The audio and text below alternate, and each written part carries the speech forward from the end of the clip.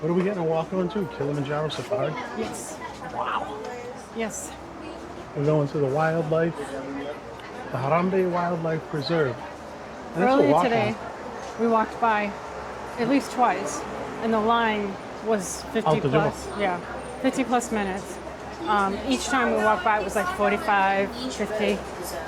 And then, I don't know, maybe 10 minutes ago when we were exiting, I noticed it was only a 35-minute wait. So we walked over here, stopped, got a... Well, what time is it now? It's that famous.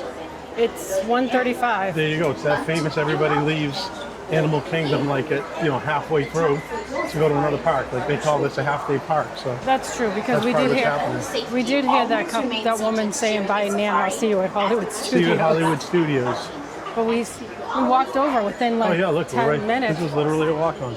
Yep, within 10 minutes, and we were. Why those people go that way?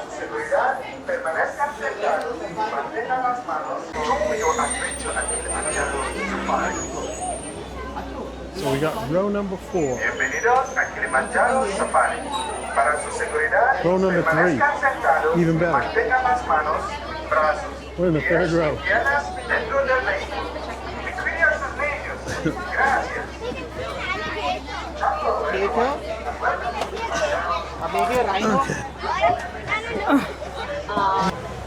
Jumbo friends, welcome aboard. My name is Victoria. I'll be your safari guide here today on Kilimanjaro Safaris.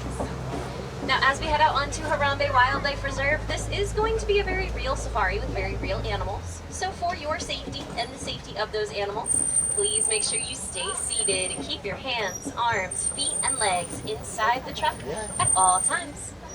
And if you have any loose items like cameras, cell phones, water bottles, hats, glasses, or souvenirs, just make sure you hold on tight. Get pretty bumpy out here. Now we're starting out today in the little Aturi forest. This forest is home to a lot of animals that are really good at camouflage. It's their ability to blend into their surroundings. Right On our there. left-hand side, those reddish-brown antelopes with the horns are called bongos. Bongos. Both males and female bongos have horns. The males Oh, look are at that guy small, right darker there. color. The tan animal next to those bongos is Yep. called a greater kudu, another type of forest antelope. And all of those greater kudu we see are female. We can tell because they don't have any horns. On the right-hand What's up side, there? that is an okapi grabbing a little snack off the tree. Now, Bird. okapi, despite having those super cool zebra party pants, Kind of are bird. actually the closest living relatives of the giraffe. They have almost Kind of identical scratching. skull structures and prehensile tongues, which is a big fancy word that means they can use their tongue to grab things. Now that big black and white bird that was on the left, that's called a saddle-billed stork. They get their name from the yellow saddle feature on their bill, and they can stand about 5 feet long, tall I should say, which is almost as tall as me. Kind of crazy to think about. Now also on the Rhino over left-hand side, taking a little snooze in the shade by the rock wall there, that is a black rhino.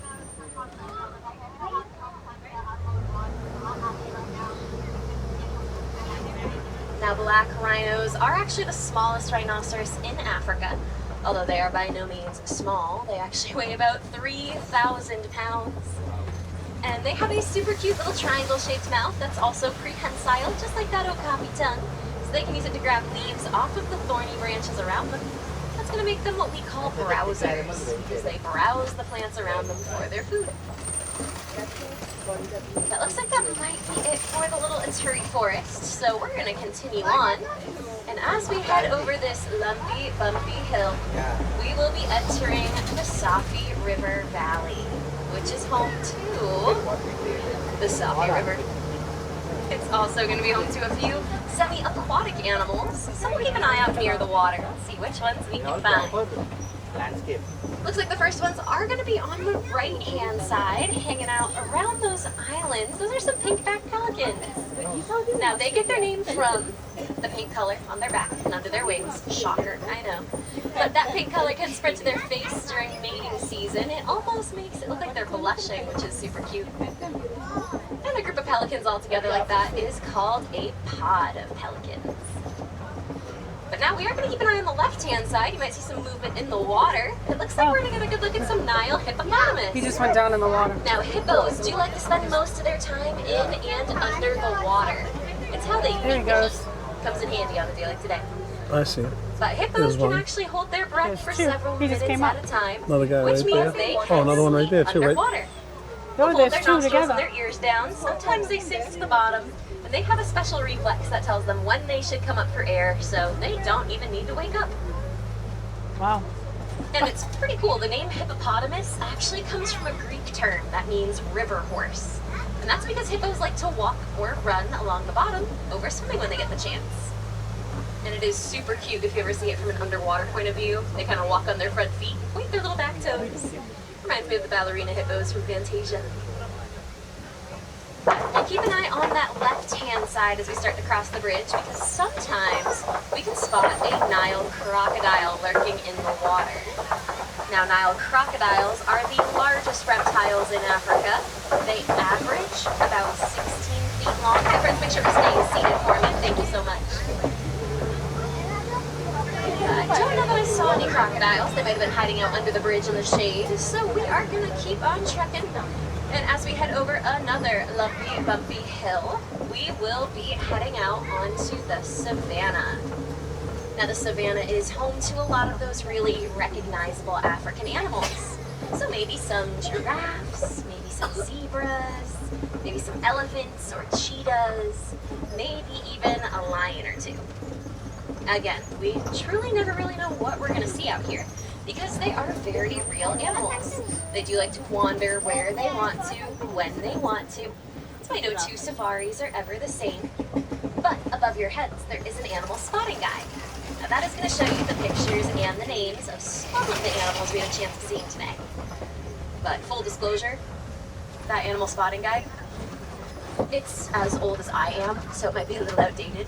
But there is still a good chance we'll see most of those animals today. So keep an eye out for your favorites, and I will do my best to point out every animal we come across. Now, it actually looks like the first animal we'll get a peek at is on the right-hand side, which we are going to loop around and get a little closer. But you'll notice some smaller antelope hanging out in the shade. They almost look like little savannah s'mores with the coloring on them. Those are called springbok.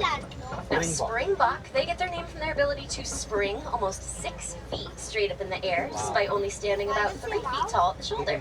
Jump up to 6 feet. And those little springbok are super agile. They're actually in the top 10 fastest land animals.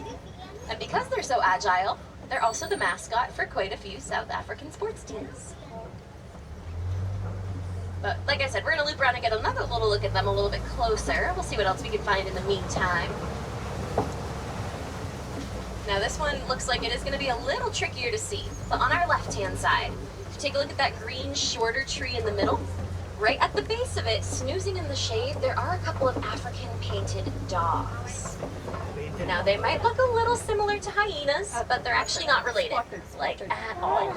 They are more closely related to dogs or wolves. A big difference, though, is that those at the African painted base. dogs only have 4 toes. They're missing their dew claw in the back. And they'll communicate through high-pitched little yips and chirps. They almost look like back spooky toys, and they communicate with one another. Now, also on our left-hand side, we're going to get a little peek at a giraffe snacking off the trees there.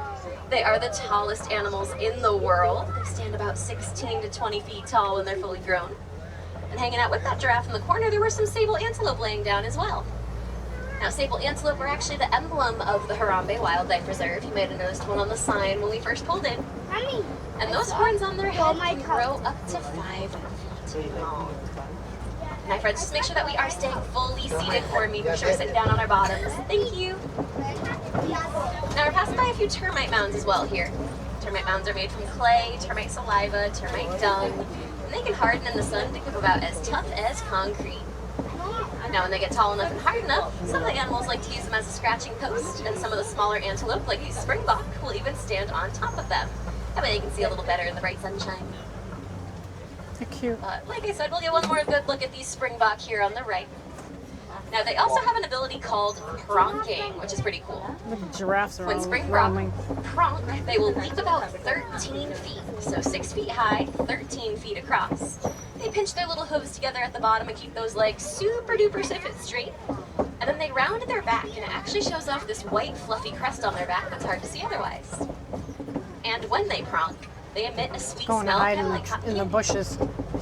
Maybe he's going On to do either some side, it looks business. like we are going to get a good look at some giraffes up ahead here. We've got one snacking out of the trees on our left, a few more walking towards the trees on the right. Now these are Maasai giraffe. We can tell by those dark brown splotches. They're a little bit rough around the edges, almost like puzzle pieces. Reticulated giraffe tend to have nice smooth edges to their splotches. And they're kind of known for having those long necks. But fun fact, giraffes actually have the same number Look of at the neck bones buffalo that we or do. whatever they are. Theirs are just Something. a lot What bigger. are those? What do you call it? Beasts?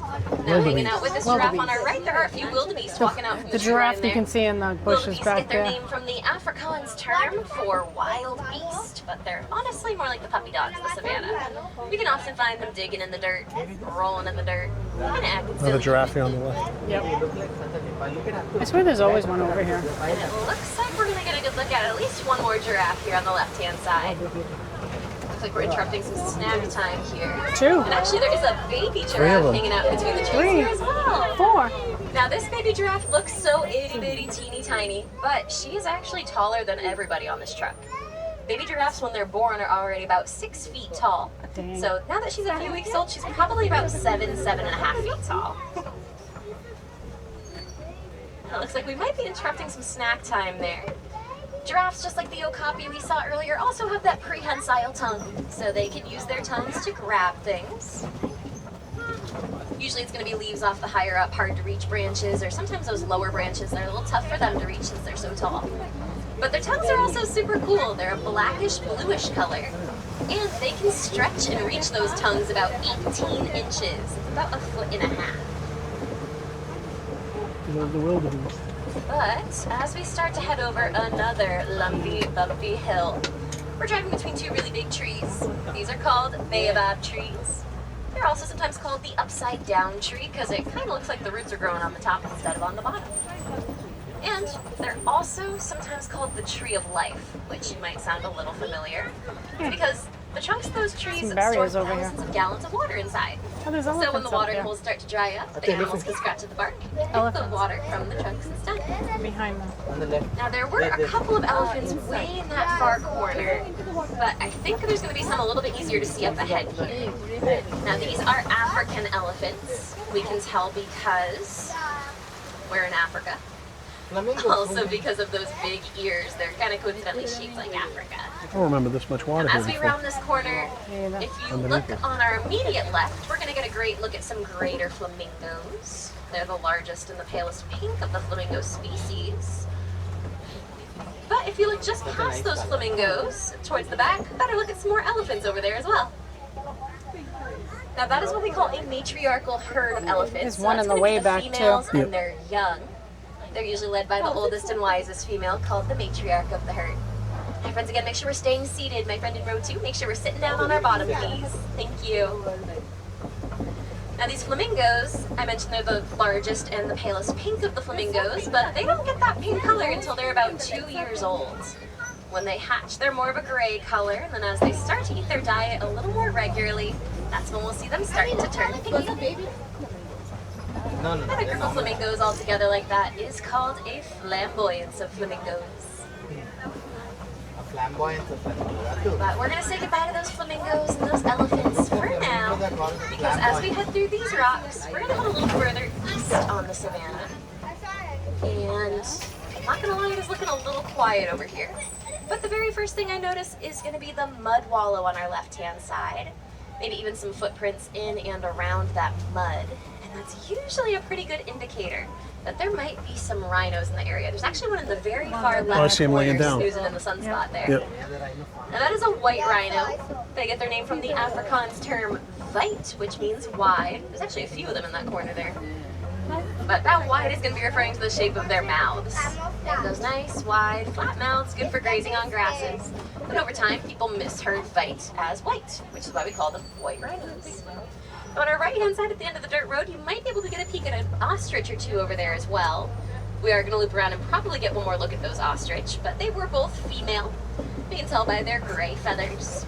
Males tend to have more black feathers with white tips on their wings. But back to those rhinos hiding out in the corner. They love a good mud bath, a little trip to the spa. That mud helps keep them cool and acts like a sunscreen and a bug repellent for Look at them. it, so big. Also on our left-hand side, this one can be a little trickier to Cheetahs. spot, no pun intended. But if Cheetah. you look in the very left corner up on top of the hill, laying down in the sunspot between the rock and the tree, there are a couple of cheetahs. Cheetah. Now cheetahs, they are built for speed. They can go from 0 to 60 miles an hour in just about 3 seconds.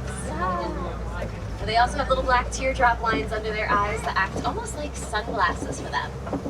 Similar to how football and baseball players like to put eye black under their eyes, cheetahs have those markings under theirs to help absorb light so they can see a little better in the bright sunshine.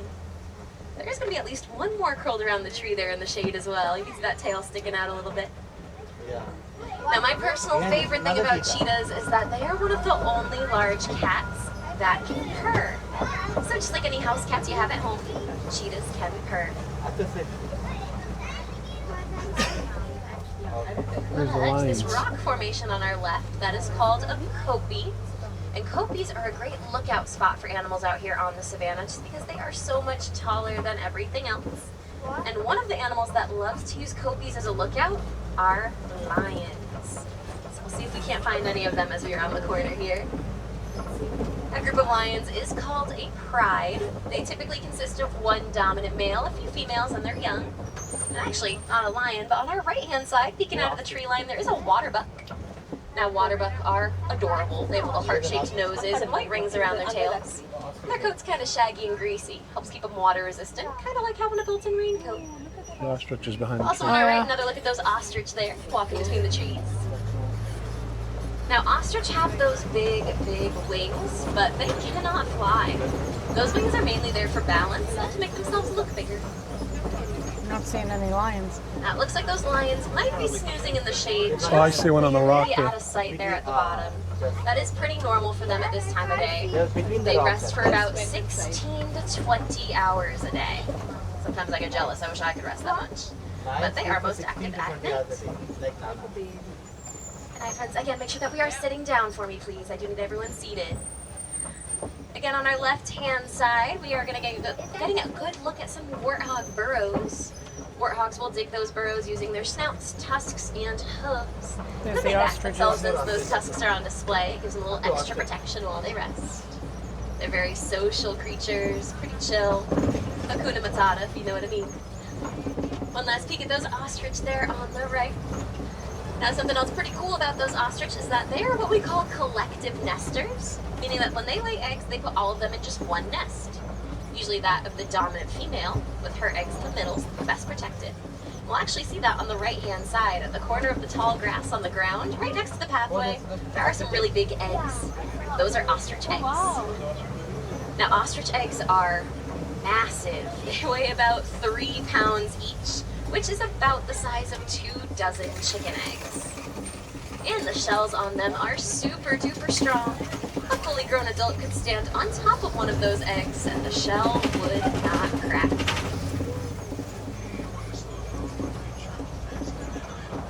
But it looks like on our left-hand side, we're gonna pass by the warden's post, and hanging out around the front of the warden's post and also on the roof of the Jeep, we'll see some Nigerian dwarf goats. Oh, there's one on the roof of the warden's post too.